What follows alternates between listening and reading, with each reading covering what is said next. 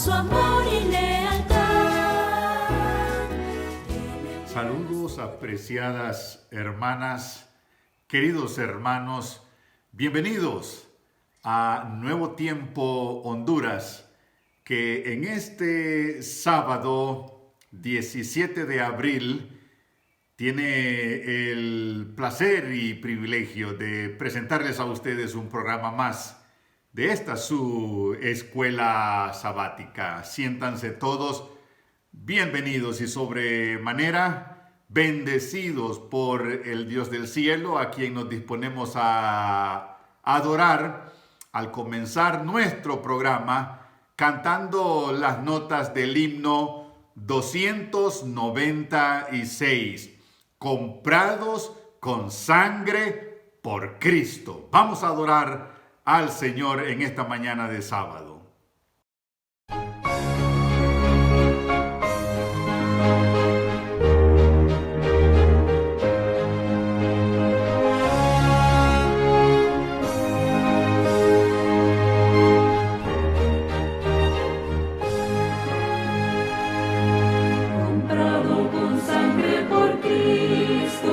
Gozoso al cielo ya voy, librado por gracia infinita, cual hijo en su casa estoy. Por él, comprado con sangre yo soy, con él, con Cristo al cielo yo voy. Soy libre de pena y culpa, su gozo Él me hace sentir. Él llena de gracia mi alma, con Él es tan dulce vivir. Por Él, comprado con sangre yo soy, con Él.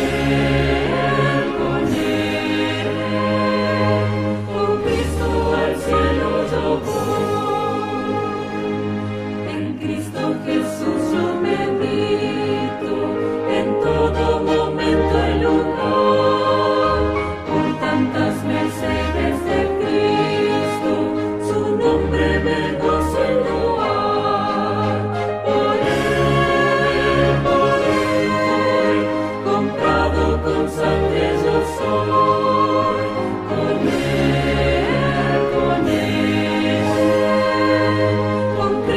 Al cielo yo voy. Yo sé que me espera corona, la cual a los fieles dará. Me entrego con fe al Maestro, sabiendo que me guardará. Por él, comprado con sangre yo soy.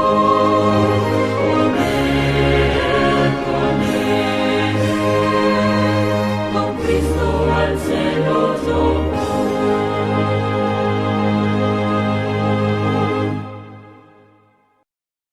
Bien, amigos, ha llegado el momento de pedir la bendición del Señor sobre nuestro programa de escuela sabática, de tal manera que cada una de sus partes pueda desenvolverse en forma óptima y la bendición llegue hasta sus hogares, tal cual es la intención de Nuevo Tiempo Honduras. Así que con toda reverencia vamos a invitarles que tengan la bondad de inclinar sus cabezas. Vamos a dirigirnos al trono de la gracia en oración. Nuestro buen Dios y Padre eterno, aquí estamos, Señor, en un nuevo sábado. En este mes de abril, a mediados del mismo, en el cual comenzamos nuestro programa de la escuela sabática. Queremos pedir, Señor, tu bendición al desenvolverlo y de manera muy especial tu bendición para cada uno de nuestros amigos y amigas que sintonizan la señal de este canal. Lo pedimos, Señor, y con gratitud oramos a ti por todo esto en el nombre de Cristo Jesús. Amén. Amén. Bien, amigos, estamos listos, sí, ahora para nuestro video misionero. Tiene un título: 17 años de luna de miel misionera. Ya sabemos, estamos familiarizados, pues así lo hemos anunciado en los sábados previos, que este trimestre que comenzó en el primer sábado del mes de abril y que se extenderá hasta finales del mes de junio, este trimestre, la ofrenda misionera mundial está dirigida hacia el territorio de la División Interamericana y ya están definidos los proyectos misioneros que serán financiados con esta ofrenda misionera específica. Pero el territorio de la División Interamericana comprende solamente una parte del globo terráqueo. Hay otras regiones, otras partes, otras naciones en donde también desenvolvemos actividad misionera, porque en esas regiones también hay seres humanos, almas que Cristo quiere redimir con su sacrificio infinito. Veamos, por ejemplo, el caso de Arturo y su decisión de irse como misionero a la China, partiendo desde Australia. Dejemos que el siguiente video misionero nos ilustre la experiencia de Arturo. Vamos con él a continuación.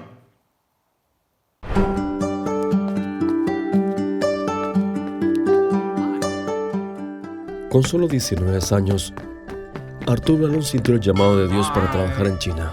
Sucedió apenas un año después de unirse a la iglesia adventista. Aunque su propia relación con Jesús era nueva y recién empezaba a crecer, para él el llamado para ir a China fue tan claro como el llamado a guardar el sábado.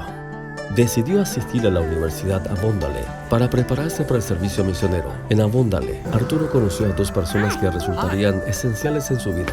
La primera fue una joven llamada Eva. Ella se convirtió en su esposa y futura compañera misionera. El segundo fue el Dr. Harry Miller, un pionero adventista en China. El Dr. Miller le escribió a Arturo y describió el trabajo allí y lo animó a venir a trabajar como misionero. Para juntar dinero para el viaje, Arturo vendió literatura en Nueva Zelanda y cuando terminó el año de la universidad, Arturo y Eva se casaron juntos un mes antes de zarpar hacia China, en 1906. La pareja primero fue asignada a trabajar en la China de Salud y la imprenta supervisada por el Dr. Miller. Los esposos aún comenzaron a visitar de inmediato a sus vecinos y a aprender a hablar mandarín. Descubrieron que el nuevo idioma era difícil de aprender, pero estaban decididos, pues sabían que era crucial para su misión. Practicaron cada día hasta que hablaron fluidamente. Arturo se convirtió en intérprete. Aprender el nuevo idioma fue solo el primer desafío que enfrentó esta pareja misionera. El segundo fue la malaria. Ambos se enfermaron en distintos momentos y Arturo la contrajo 3 veces. Aún así, ellos estaban comprometidos en servir a las personas, principalmente por medio de las publicaciones y la educación. En agosto de 1911, Arturo informó que el año anterior la misión del centro norte de China tenía 64 miembros. Ese número había crecido casi 100 y seguía creciendo. Arturo dijo: "Es una obra como esta, no hay lugar para el desánimo". Arturo y Eva tuvieron 3 hijos mientras trabajaban en China. Eva se mantuvo ocupada cuidando a su familia y de la gente a que querían alcanzar. Fue maestra de la escuela sabática, director de la sociedad de jóvenes y daba estudios bíblicos a mujeres 2 veces por semana. Durante 17 años la familia de Arturo y Eva sirvió al pueblo chino. Cada día trabajan de compartir el amor de Jesús, aunque fuese con una persona.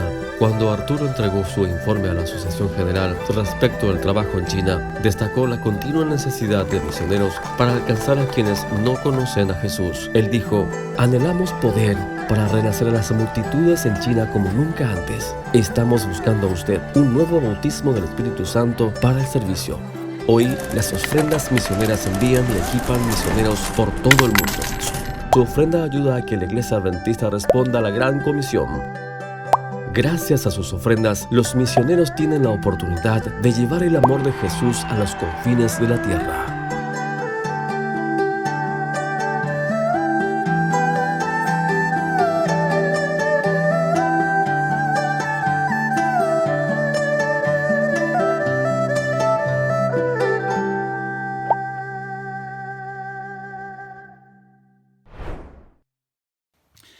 Y bien, niños y niñas, ¿están listas para su historia del rincón infantil?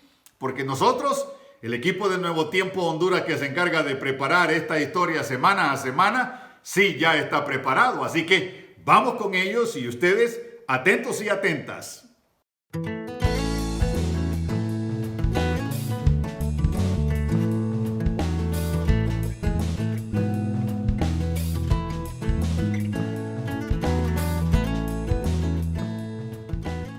La historia de hoy se titula Más allá de lo que ven los ojos.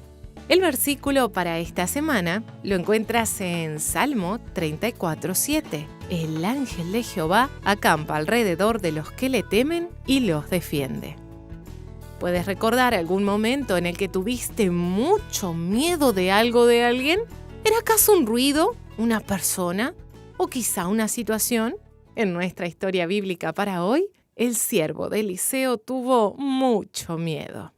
Israel y Siria estaban en guerra y Dios estaba ayudando a Israel. Cada vez que el rey sirio planeaba atacar a Israel, Dios le avisaba a Eliseo. Entonces Eliseo le advertía al rey de Israel: no viajes hacia el este hoy, porque los sirios estarán allí. Y efectivamente el rey de Siria estaba escondido justo donde había dicho el profeta. Esto ocurrió una y otra vez, y el rey de Siria se enojó mucho. ¿Quién es el espía de Israel?, gruñó a sus generales. Un general sabía la verdad. Ninguno de nosotros es espía, dijo. Pero Eliseo, el profeta de Israel, sabe todo lo que vamos a hacer. Hasta sabe lo que dices en tu dormitorio. ¿Dónde está ese hombre?, rugió el rey de Siria. Vayan a averiguar dónde está para que envíe hombres a capturarlo, regresó el informante. Está de visita en Dotán. Entonces atacaremos Dotán y eliminaremos esta molestia, anunció el rey. Llamó a sus hombres de guerra y los envió a capturar a un solo profeta. El rey estaba seguro de que, si su ejército podía capturar a Eliseo, derrotarían a Israel. ¡Qué idea ridícula! Dios era el que había estado espiando, no Eliseo. Una de las primeras personas en despertarse a la mañana siguiente fue el siervo de Eliseo. Subió a la muralla de Dotán y divisó el gran ejército sirio que acampaba alrededor de la ciudad. Vio caballos, vio carros, vio armaduras brillando con los primeros rayos del sol naciente. ¿Qué haremos?, exclamó. El siervo de Eliseo tuvo miedo. Se había olvidado de qué lado estaba Dios. Eliseo no se había olvidado. Los que están con nosotros son más que los que están con ellos, explicó a su siervo. Entonces rogó a Dios que abriera los ojos de su siervo. Cuando el siervo miró nuevamente, vio otro poderoso ejército. Cubría las colinas alrededor de Dotán, y sus carros brillaban como fuego. Era el ejército de Dios, y su ejército no permitiría que sucediera algo a Eliseo, ni a su sirviente, ni a Israel. Eliseo oró de nuevo, y era el enemigo con ceguera, Señor. Y Dios cegó a todo el ejército enemigo. Entonces Eliseo salió de la ciudad, marchó derecho hasta el general ciego. «Este no es el camino que buscan», dijo.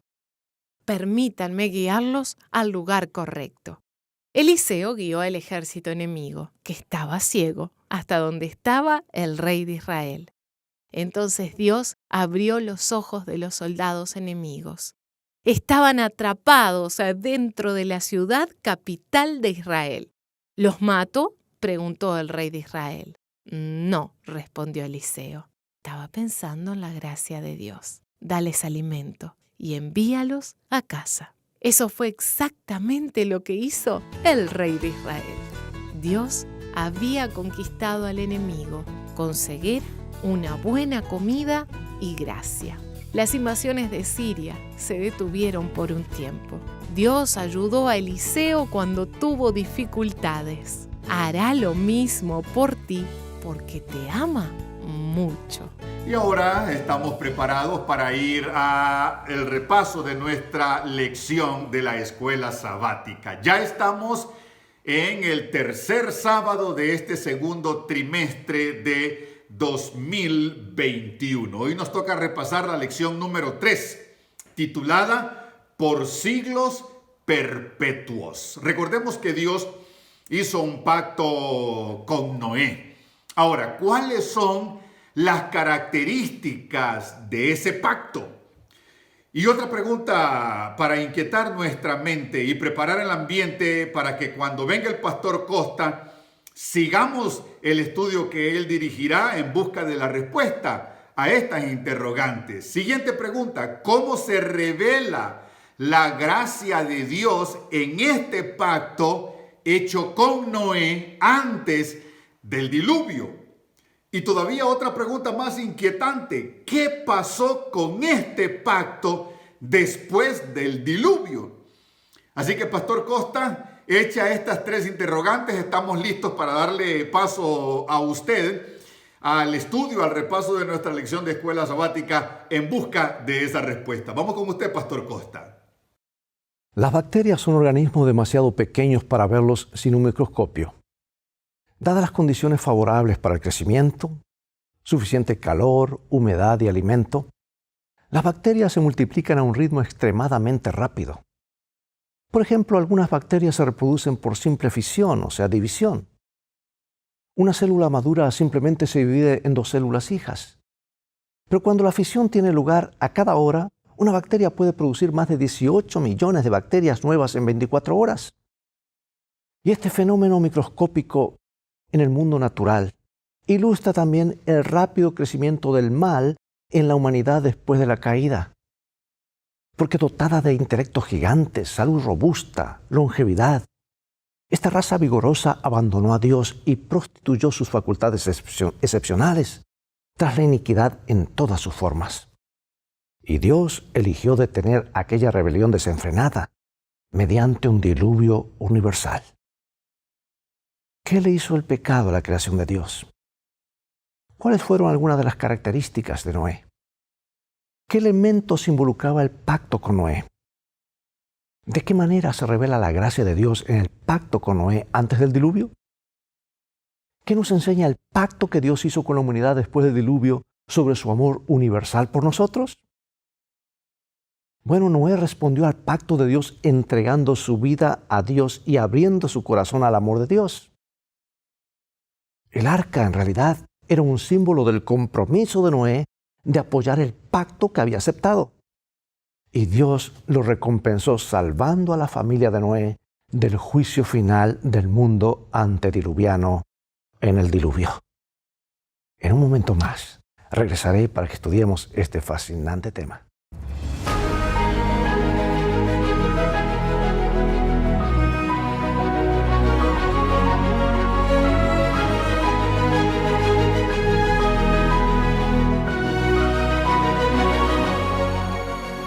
Comenzaremos con este versículo central, Génesis 6:8.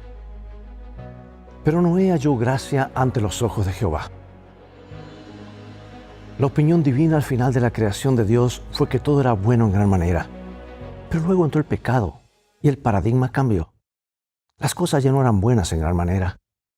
La ordenada creación de Dios se vio empañada por el pecado y todos sus repugnantes resultados. Y la rebelión alcanzó proporciones terribles en los días de Noé.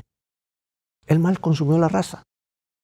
Aunque la Biblia no nos da muchos detalles, tenemos libros como Patriarcas y Profetas que nos hablan más detalles acerca de esto porque Dios reveló a su profetisa las cosas que ocurrieron en ese entonces. Las transgresiones, las rebeliones evidentemente fueron algo que ni siquiera un Dios amoroso, paciente y perdonador podía tolerar. ¿Cómo pudo empeorar todo con tanta rapidez? Es que el pecado es más que un virus. Quizá la respuesta no sea tan fácil de encontrar.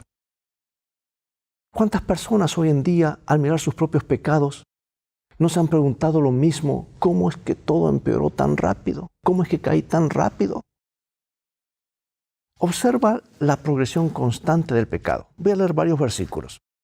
En Génesis 3, en Génesis versículos 11 al 13, luego capítulo 4, etcétera, capítulo 6. Observa la progresión.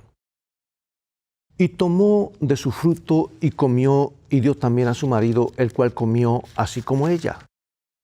Y Dios dijo: ¿quién te enseñó que estabas desnudo? La mujer que me diste por compañera me dio del árbol y yo comí. La serpiente me engañó y yo comí. Caín se levantó contra su hermano Abel y lo mató. Y Lamec tomó para sí 2 mujeres. Que un varón mataré por mi herida y un joven por mi golpe. Los hijos de Dios tomaron para sí mujeres. La maldad de los hombres era mucha en la tierra, y que todo designio de los pensamientos del corazón de ellos era de continuo solamente al mal. Y se corrompió la tierra delante de Dios y estaba la tierra llena de violencia. Bueno, lo descrito en estos versículos no se produjeron en el vacío. No fue algo de la noche a la mañana. Había una historia detrás. Este terrible resultado tuvo una causa. Es que el pecado empeoró progresivamente, comenzó a multiplicarse. Esto es lo que tiende a hacer. El pecado no es como un corte o como una herida, con algún proceso automático incorporado que trae curación. Al contrario, el pecado, si no se controla, se multiplica. Nunca se satisface hasta que lleva a la ruina y a la muerte.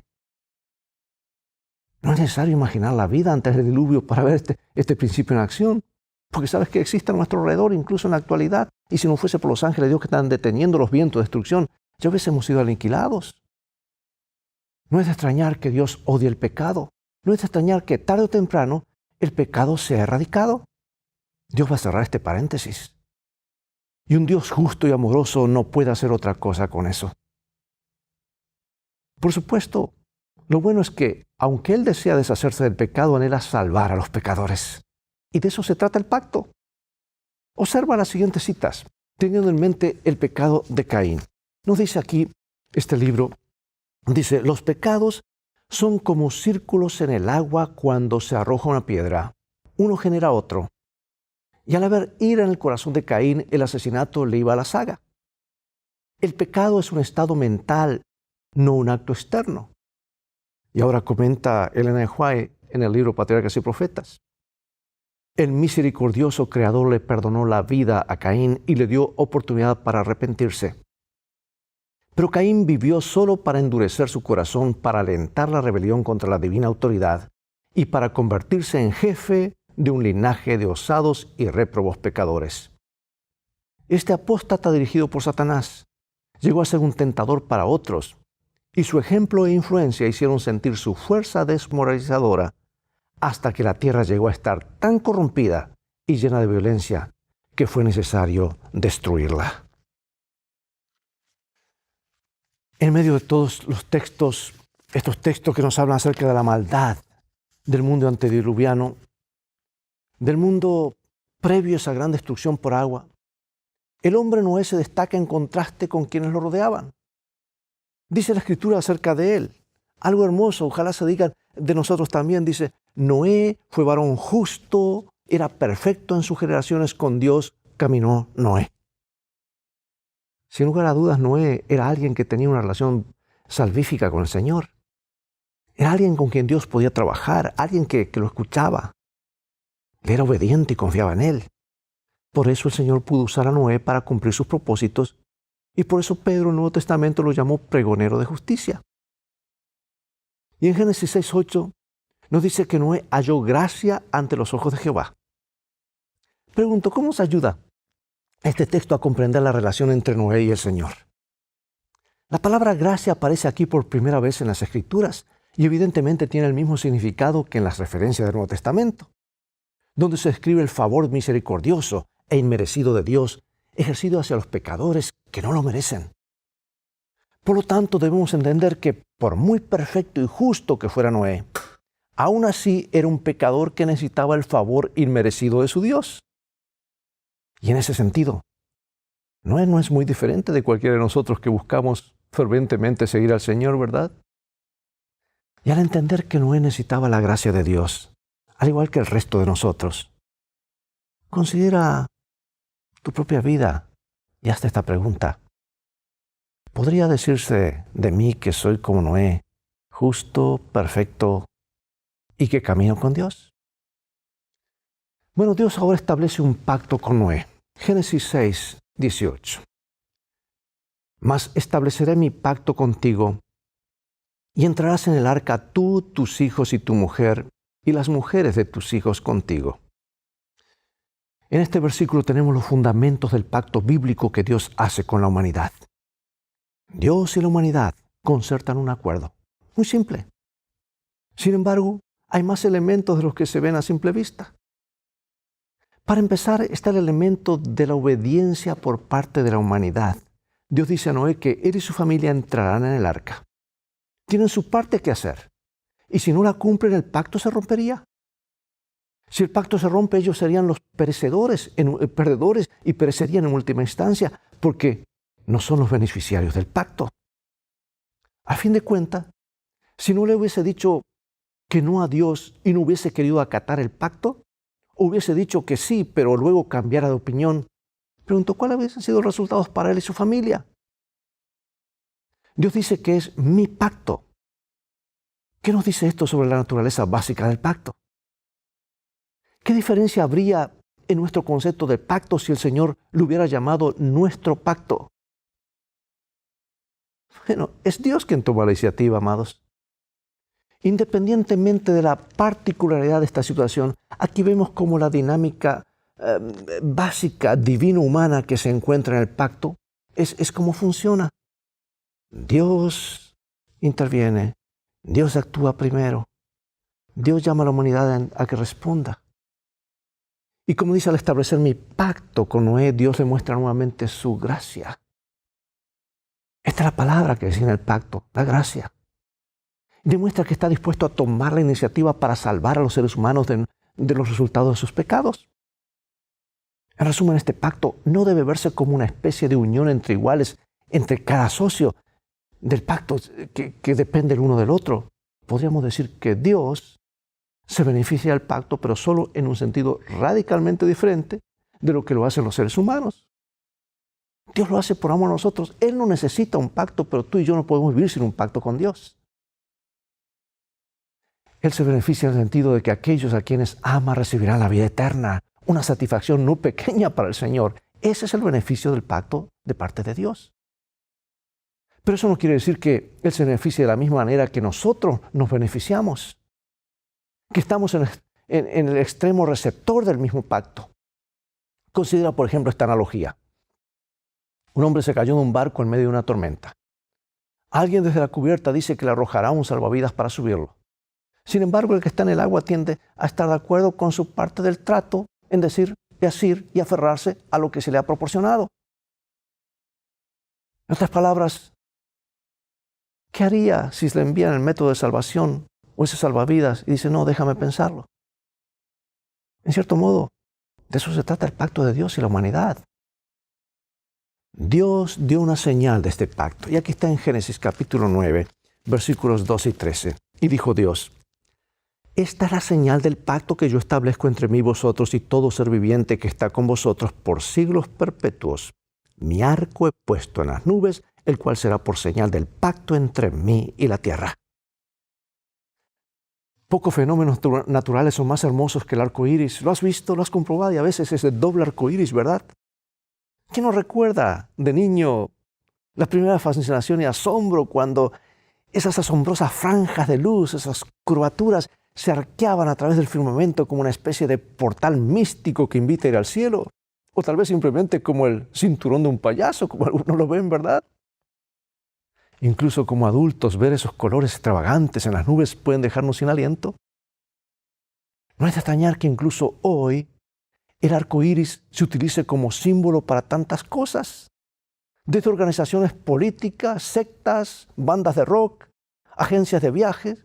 Buscan la palabra arco iris búscalo en la web y verás. Obviamente, esas hermosas franjas de color todavía tocan acordes en nuestro corazón y en nuestra mente. Tristemente, algunos la usan para mal. Por supuesto, ese es el objetivo de Dios cuando viésemos ese arco. El Señor dice que utilizaría el arco iris como la señal del pacto mío, dice. Y comenta Elena de White, en el comentario bíblico aparece esto. Tomo 1, página 277. El arco iris, dice, un fenómeno físico natural es un símbolo adecuado de la promesa de Dios de no volver a destruir la tierra mediante un diluvio. Puesto que las condiciones climáticas serían diferentes después del diluvio, y en la mayoría de las partes del mundo las lluvias tomarían el lugar del anterior y benéfico rocío para humedecer la tierra, convenía que Dios utilizara algún medio para aquietar los temores de los hombres cada vez que comenzara a llover. Toda persona que así lo desee puede ver en los fenómenos naturales la revelación de Dios mismo. De esa manera, el arco iris es para el creyente la evidencia de que la lluvia traerá bendición y no destrucción universal. Ahora, es interesante que utilice la palabra pacto aquí porque en este caso el pacto difiere de cómo se usa en otros lugares. En contraste con el pacto con Abraham o el pacto en el Sinaí, no hay una obligación específica expresada por parte de aquellos que se beneficiarían del pacto, incluso Noé. Las palabras de Dios aquí son para todos, dice, para todo ser viviente, toda carne, por los siglos perpetuos.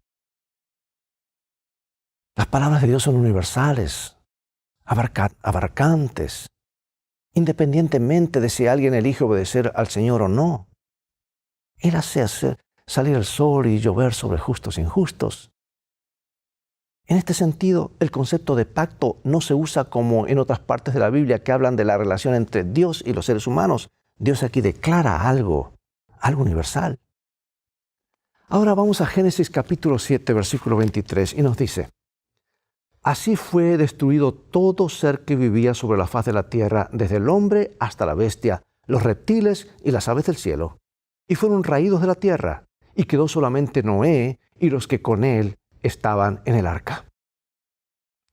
Bueno, en este versículo se encuentra la primera mención del concepto de remanente en las Escrituras.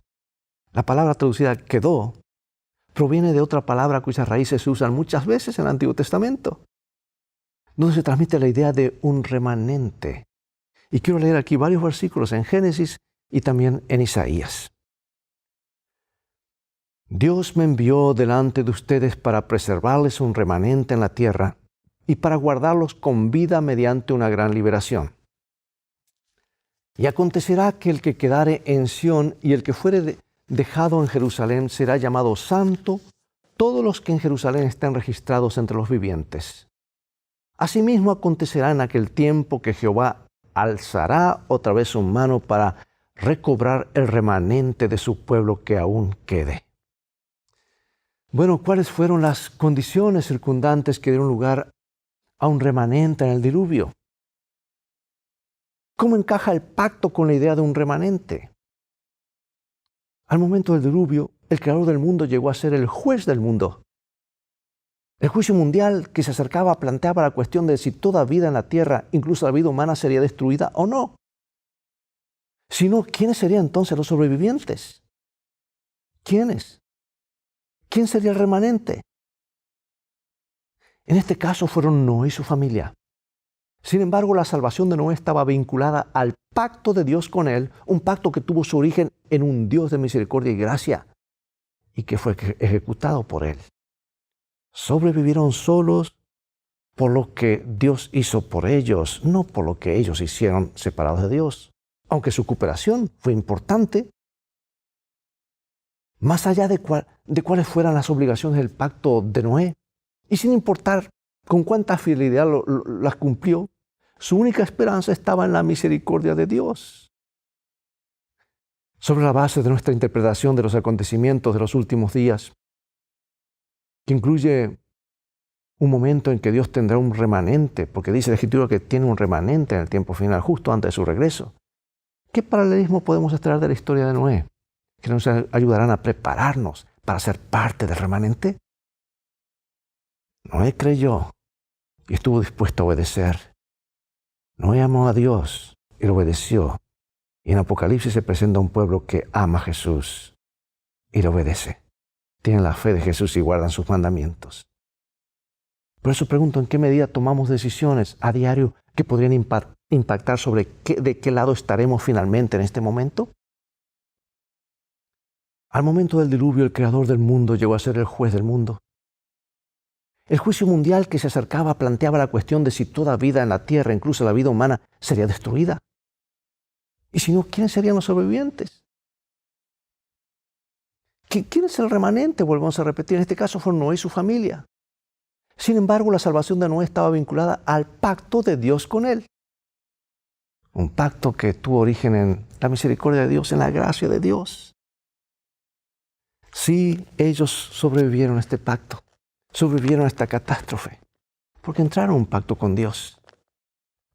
Fue por lo que Dios hizo por ellos. La cooperación de hecho fue muy importante, vuelvo a repetir. Pero más allá de cuáles fueran las obligaciones del pacto de Noé, y sin importar con cuánta fidelidad las cumplió, su única esperanza estaba en la misericordia de Dios. Y así es contigo, y así es conmigo. Noé hizo más que advertir a su generación del juicio inminente de Dios. El propósito de su advertencia era ayudar a la gente a sentir su necesidad de salvación. Pregunto, ¿por qué las verdades de la salvación generalmente no son populares? No lo fueron entonces, no lo son ahora. Ahora compara esta versión sobre la razón del diluvio con la razón que da la Biblia. Aquí va una versión muy interesante que fue descubierta hace muchos siglos. La historia del diluvio en la epopeya de Gilgamesh. Dice, en aquellos días el mundo bullía, la gente se multiplicaba, el mundo bramaba como un toro salvaje, y el gran Dios se enardeció con el clamor. Enlil oyó el clamor y les dijo a los dioses del concilio, el alboroto de la humanidad es intolerable y ya no es posible dormir debido a Babel.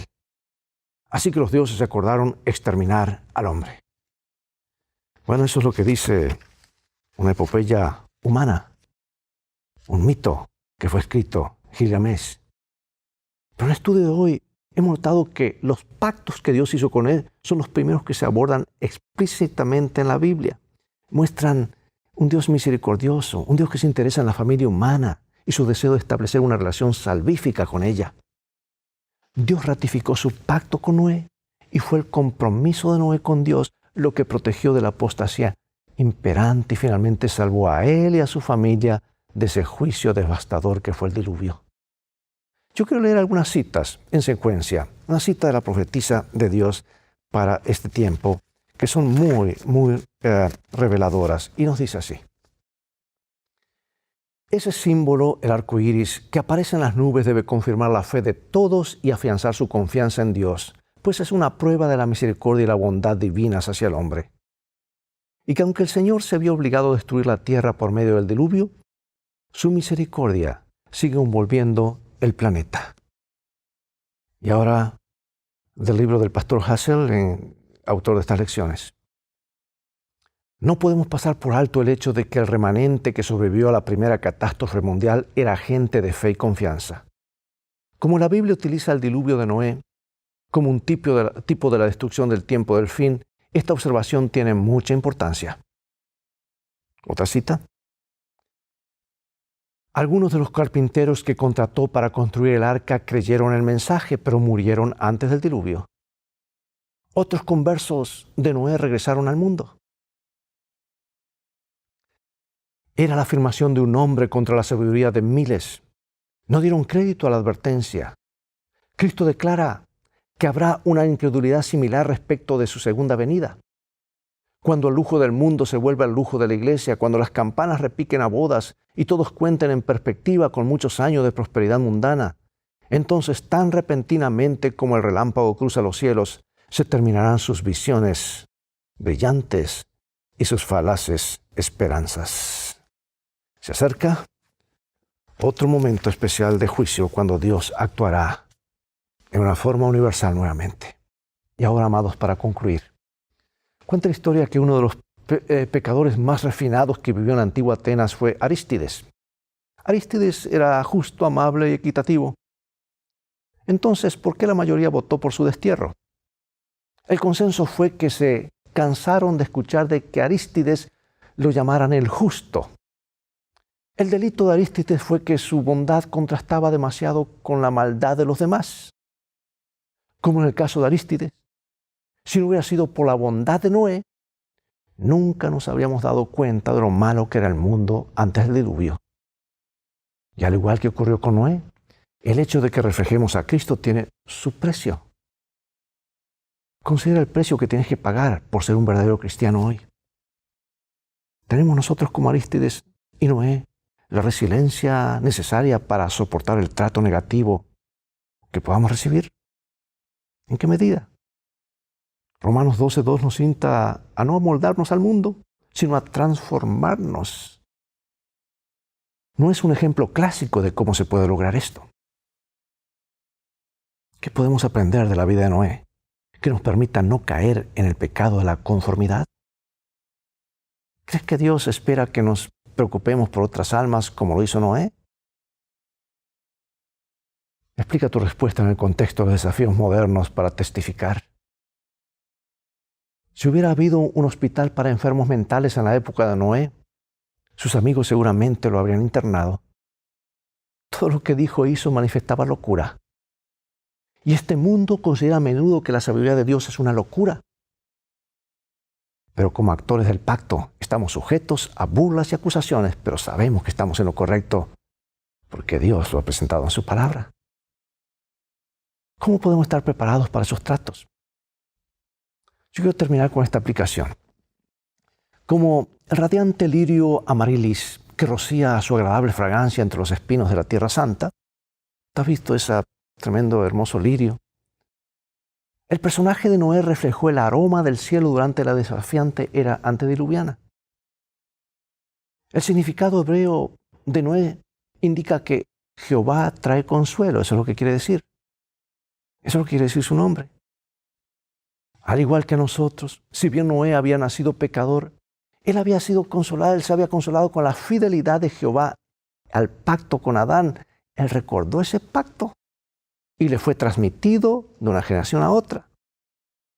Este era el único medio de esperanza y salvación para Noé.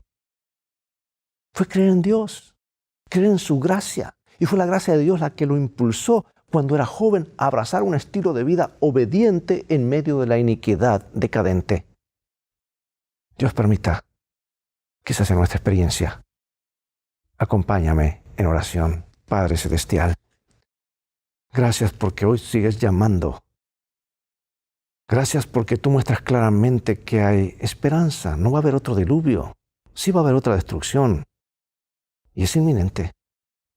Y tú estás llamando a tus hijos a entrar en el arca. Y tú tienes un arca en el tiempo final. Y estás llamando al remanente, a tus hijos. Sabemos cómo terminan las cosas. Queremos triunfar juntamente contigo. Por eso queremos entrar en un pacto ahora. Pacto salvífico. Es solamente por tu gracia. Pero esa gracia demanda de nosotros una acción de amor, de obediencia. Queremos ser parte de este remanente. Gracias por escucharnos. En el nombre de Jesús oramos. Amén. Bien, amados, es todo el tiempo que tenemos por hoy. Ha llegado el momento de despedirnos una vez más y será hasta el próximo programa de la serie Lecciones de Vida. Invita a otros a sintonizar este canal y transfórmate tú mismo en un canal de bendiciones. Dios te bendiga y recuerda, tú vales mucho para Jesús. Él te ama más de lo que puedes imaginar. Entra en un pacto con Él, permanece en ese pacto. Y todos vamos a un viaje. Y en este viaje de la vida sabemos cómo van a terminar las cosas. Van a terminar bien si hacemos de la Biblia nuestro GPS y a Jesús como nuestro guía. Dios te bendiga. Maranatha.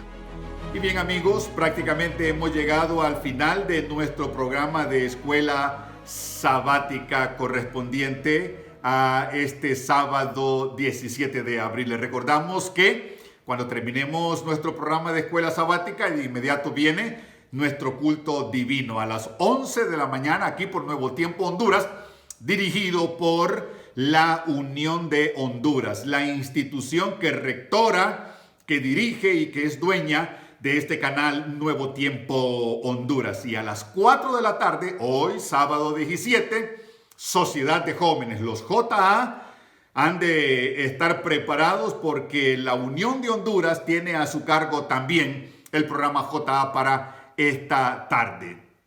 Les recordamos también que todos los sábados en horario de 6 de la mañana con 15 minutos. Usted sintoniza Hable Como Habla, HCH, ese canal de la Radiotelevisión Nacional. Y en ese horario usted puede disfrutar de su programa Escrito Está. Bien, amigos, mañana domingo 18 de abril, comienza un esfuerzo evangelístico, un nuevo desafío evangelístico. Quiere decir que mañana no tendremos en horario de 6 de la tarde el programa Escrito Está aquí por Nuevo Tiempo Honduras. Tampoco el próximo miércoles 21 de abril, tampoco tenemos el programa acostumbrado para los días miércoles, porque toda esta semana estamos involucrados en actividad evangelística, comenzando desde mañana y a lo largo de toda la semana hasta el próximo sábado 24, día en el que tendrán lugar los bautismos, que será la cosecha que se estará recogiendo posterior a la siembra que se comenzará a realizar a partir del día de la mañana, y todos los subsiguientes días de la semana estaremos sembrando la semilla del evangelio para que caiga en buena tierra, en buen terreno, de tal manera que el próximo sábado esa semilla sembrada en el corazón de nuestros amigos, de nuestros compañeros de trabajo, de universidad,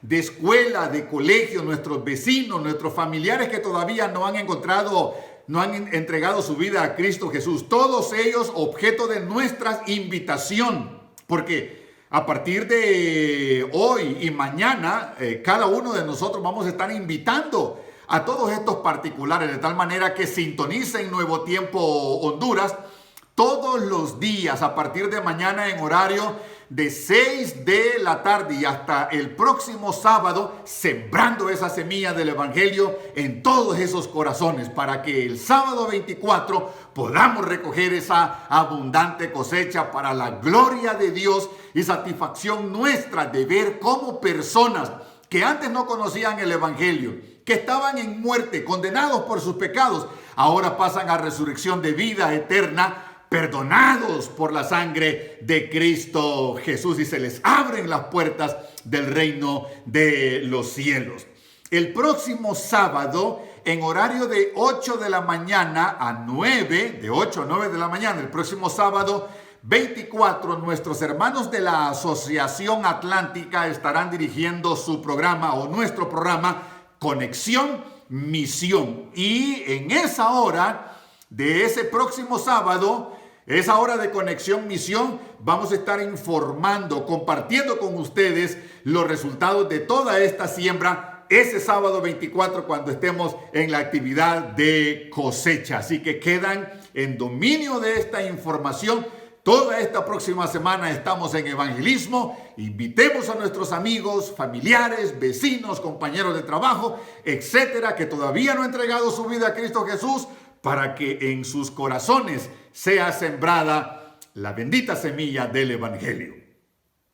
Antes de despedirnos con una oración, vamos a repasar ese corto video que es menester, es imperativo repasar cada sábado, que contiene esas medidas de bioseguridad que deben ponerse en práctica en tanto vamos regresando de manera presencial a nuestros templos. Vamos con ese video entonces.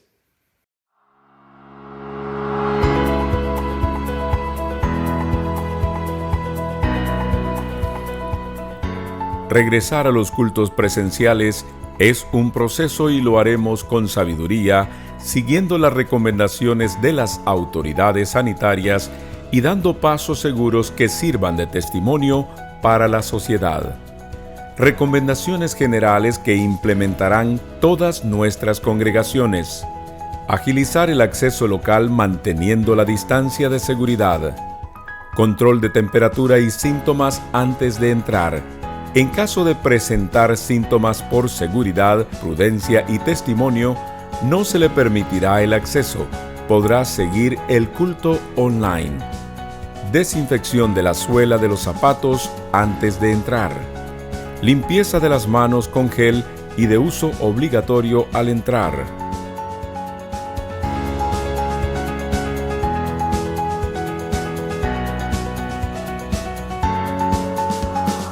Uso obligatorio de mascarilla durante toda la estancia en el local de reunión. Mantener distancia de 2 metros desde la entrada, al sentarse y a la salida.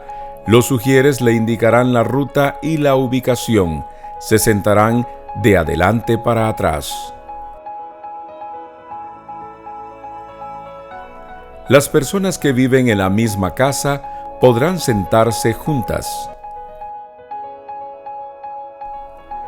El aforo será limitado y se guardará la distancia de 2 metros por seguridad.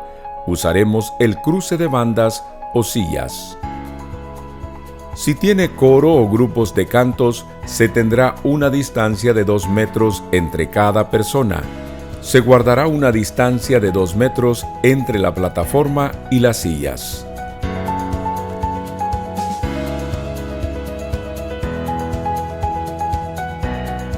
Las puertas del local permanecerán abiertas mientras se lleve a cabo la reunión. Para la salida, los ujieres le indicarán el momento de salir y será de atrás para adelante. En el exterior del local se recomienda no quedarse a congestionar el espacio público. Recuerda que somos testimonio para nuestros vecinos. Limpieza profunda al finalizar cada reunión. Cuidémonos unos a otros y hagamos del regreso a los cultos y las actividades en la iglesia un testimonio para la sociedad.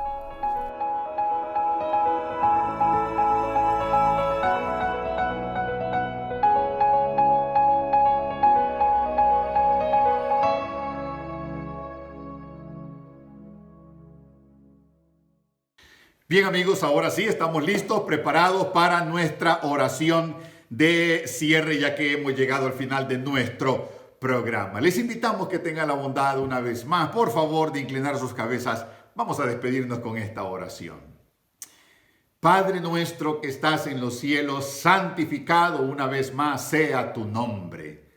Te agradecemos, Señor, por toda la bendición que ha fluido sobre nosotros aquí, en estos estudios de Nuevo Tiempo Honduras y allá en los hogares de nuestros queridos y amados televidentes. Gracias por la bendición que ha fluido sobre cada uno de nosotros, Señor. Y ahora nos hemos de despedir de este programa de Escuela Sabática, pero pidiendo que preparen nuestros corazones para el programa que viene a continuación. Siempre aquí por Nuevo Tiempo Honduras, el sermón del culto divino. Y Señor, bendice este tremendo esfuerzo evangelístico que comienza el día de mañana 18 y que habrá de concluir el próximo sábado 24. Queremos llenar nuestras gavillas, Señor, de la preciosa cosecha, producto de esta siembra que empieza desde ya.